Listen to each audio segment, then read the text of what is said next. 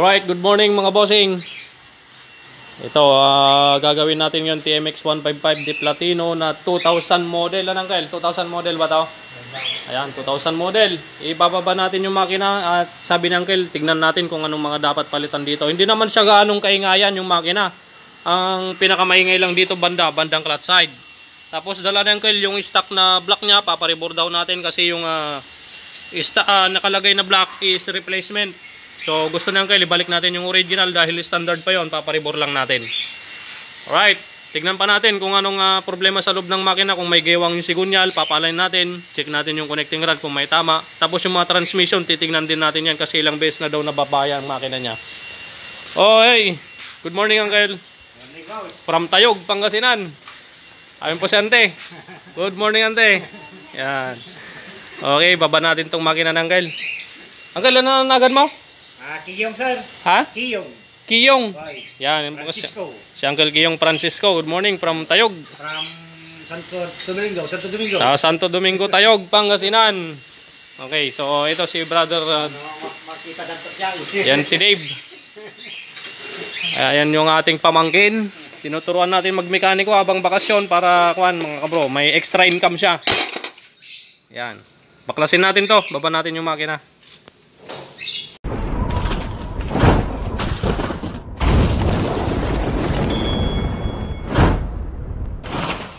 Okay mga kabro, naibaba ko na itong makina ni Uncle. Ayan. So ito, check natin yung mga transmission washer dahil ilang beses na daw na overhaul itong makina ni Uncle. Ayan. So sabi ni Uncle, parang may sumasakay daw sa loob ng Uncle. Oo, sir. Ngayon, check natin. Ito, nabiyak na natin oh. Okay, anong gasket yung ginamit dito Uncle? Original ba o Apple? Apple sir. Apple. Okay. Tapos sira na tong niya, neutral tanso. Yan oh, umiikot na oh. Hindi na gumagana yung neutral light ni Uncle. Yan, sira na tong neutral tanso, papalitan na natin to. Yan. So ngayon, check natin yung mga transmission kung tama ba yung pagkakabit ng mga washer. Video mo brother. Tutok mo. Ito. Saan? Yan. Okay, dito pa lang. Kung sa proper na installation ng mga gear, ito baliktad na to, itong segunda. Pero itong washer goods naman dito sa ibabaw. Isang makapal at isang washer na manipis. Na medyo makapal din. Pero ito baliktad. Yan. Dapat ang kabit nito pa ganyan. Yung flat, dapat nasa ilalim. Ganyan dapat. Okay. So ito, mali ito. Isa. Isa na yan. So ngayon, tatakbo pa rin naman yan. Kahit baliktad, tatakbo pa rin. Kaya lang, mas magandang sundin natin yung proper na position nito. Okay, check pa natin yung lahat ng gear. Yan, ito baliktad. Check pa natin, tanggalin natin tong mga to. Hugutin na natin to. Tanggalin muna natin yung sigunyal. Okay. So kung may mali to, itatama lang natin mga kabro. Tanggalin na natin tong gasket, sira naman na. Yan, hugutin na natin to. Nako. Dito, ito mga kabro. Dapat isang washer lang to. Isang washer na malapad lang, dapat ito lang. Ito, parang washer ng kuan dito. Tingnan natin. Ba't dalawa yung washer dito? Tas mo.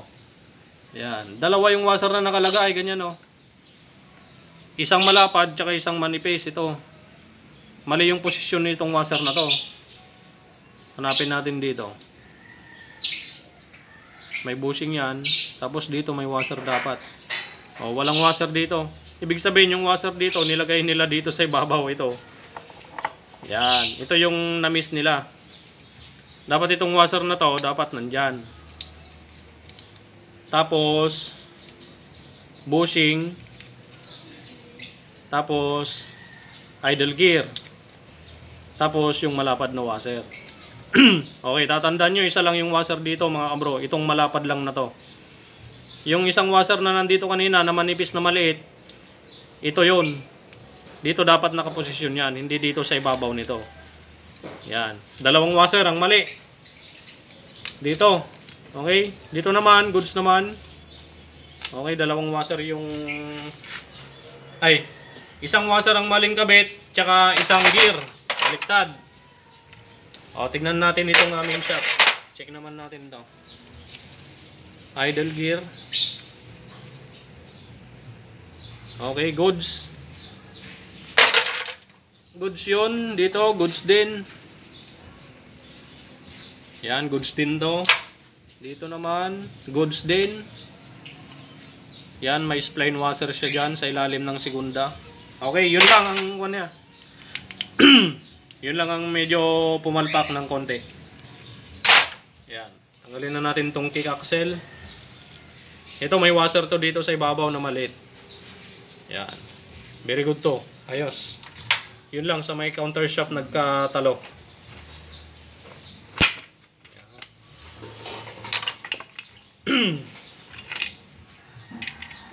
Right. Spring kick. Washer na malaki. Tapos dito sa likod ng gear na to, kickstarter gear, may washer pang manipis yan. Ayan o. May washer pang manipis. Yan. Okay, goods. Yun lang. Nagkatalo dito sa may counter shop yung manipis na washer na ilagay sa ibabaw. Naging doble.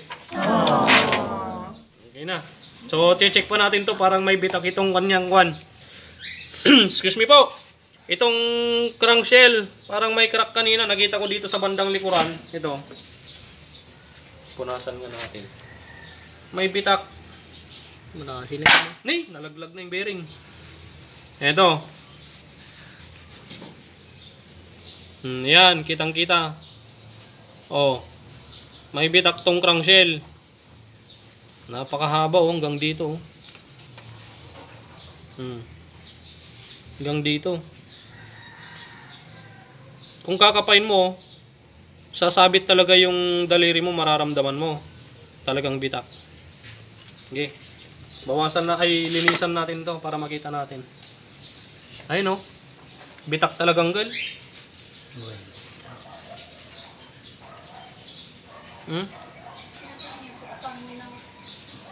Ayun oh.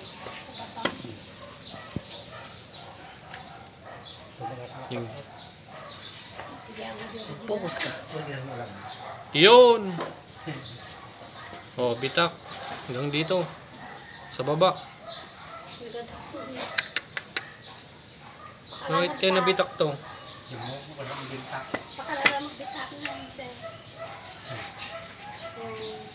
Ay pan nakapukpok na siguro ang ante. A few moments later. Okay, so nakahanap na tayo ng crankcase mga bro. Palit crankshell na to.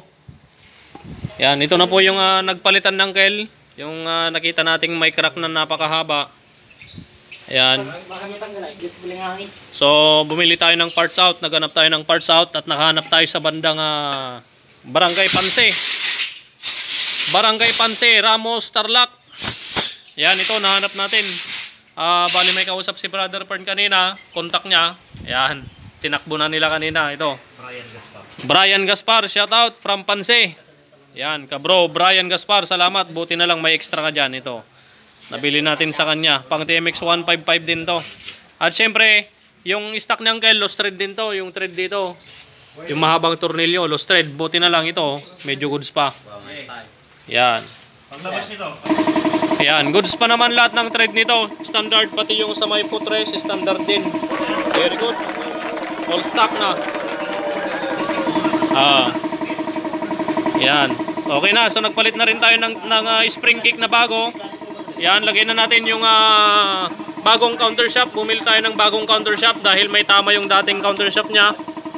Alright, so salpak na natin. One eternity later. Okay, tapos na mga kabro yung makina ng kel. Yan, Di Platino, 24 years old. Nabuo na natin mga kabro. Ang pinalitan natin dito, crankshell dito sa bandang right side. Nakita nyo naman, bitak. Napakahaba ng bitak ng crankshell ng kel. Ayun o. Yan. Tapos nagpalit na rin tayo dito ng counter shop. Ito, counter shop axle. May tama na yung counter shop niya. Kaya ngayon, bumili tayo ng bago, syempre. Yan, pinaribor din natin yung standard na block ng uncle. Yung original pa lang niya to. Standard pa rin, pero pinaribor natin 0.25 na to. Yeah, 24 years old ngayon pa lang na report nung Uncle. Nagtangkan. Nagtangkan na giti pyesa ta giti kwa, nagkaunan nga ti MX155. Oh my god! Wow! Yan, rebor, syempre, wala na, yun lang, palit lining. Pudpud na rin yung lining niya kasi yung langis niya kanina, parang na, mga lining na napudpud na. Okay, pandarin na lang natin po yan mamaya. Dito naman tayo, tune up kay Uncle. Motor ng Uncle from Licor, Paniki. Yan, Poblacion Norte. Tune up lang po tong motor ng Uncle. Yan. Gusto ng Uncle tune up na tatakbo ng 120. Parang gusto niyang humabol ng Barako 175. Yan. Okay po, shoutout ko Uncle. Uncle, ano nanagan mo Uncle? Si Uncle Ivan from Licor, Barangay Licor, Poblacion Norte. Paniki lang. Ni, nakailaw yung LED mo, brother. Yan, so pandarin na natin to mamaya, mga bro, pag naigpitan na lahat ng mga dapat ikabit dito. Yan. Try mo na. Tapos na po yung overhauling natin, mga bro, na Di Platino na 24 years old. Yan, pandarin na natin. Pandarin ko na pala. Pandarin ko na.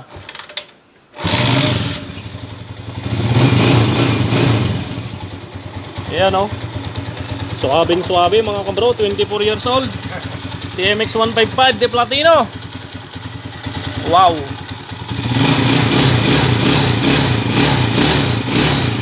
Ayos. Angel, tapos na yung motor mo. Pwede na ulit magpaaral ng college yan. Thank you very much, sir. Ayos na po yung motor ng Uncle from Tayog, Pangasinan, no? Yan. Sila Uncle, oh.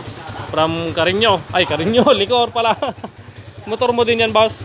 Motor na ni Boss Ate Mesa. Uncle, napaka-smooth, oh. Quality.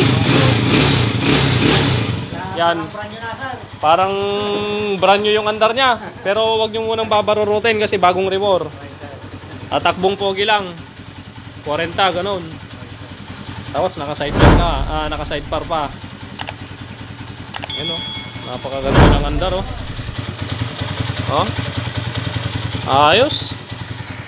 Ayan, uwi na po sila Uncle o. One click. Ayos eh. Sige Uncle, ingat. Nanibago sa clutch si Uncle. Sige Uncle, ingat. Yeah! Whoop! Yan. Sige Uncle, ingat. Break in lang. Yan. Tapos na rin to mga kabro. Kolong-kolong. Next. Pati atoy? Okay. So yun na po. Tapos natin yung motor ng tiga Tayog, Pangasinan. Yan. Maraming salamat po sa pagsubaybay sa video natin. Pagpalain kayo ng Panginoon.